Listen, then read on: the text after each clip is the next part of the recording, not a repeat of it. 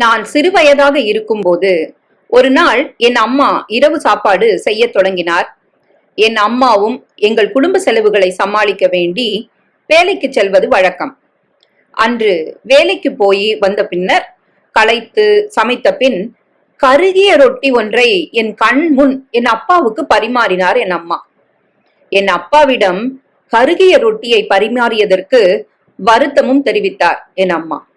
ஆனால் அதற்கு என் அப்பாவோ, எனக்கு ரொட்டி இப்படி கருகுனாத்தான் ரொம்ப பிடிக்கும் என்று பதில் சொன்னதை என்னால் இன்றும் மறக்க முடியாது. சாப்பிட்டு முடித்த சற்று நேரத்துக்கு பிறகு நான் மெல்ல அப்பாவின் அருகில் சென்று அவரிடம் தயக்கத்துடன் கேட்டேன், அப்பா, உங்களுக்கு உண்மையாவே கருகுன ரொட்டி ரொம்ப பிடிக்குமா? சற்று நேரம் அமைதியாக இருந்த என் அப்பா சொன்னார், மகனே, உங்க அம்மா தினமும் வேலைக்கும் போய் நமக்கும் வீட்டுல வேலை செய்யறா, களைச்சும் இருப்பா. ஒரு கருகுன ரொட்டி யாரையும் காயப்படுத்த போறது இல்லடா.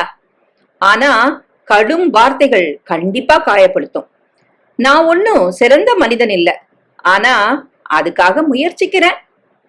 ஆம், கருகிய ரொட்டி யாரையும் காயப்படுத்த போவதில்லை, ஆனால் கடும் வார்த்தைகள் கண்டிப்பாக காயப்படுத்தும்.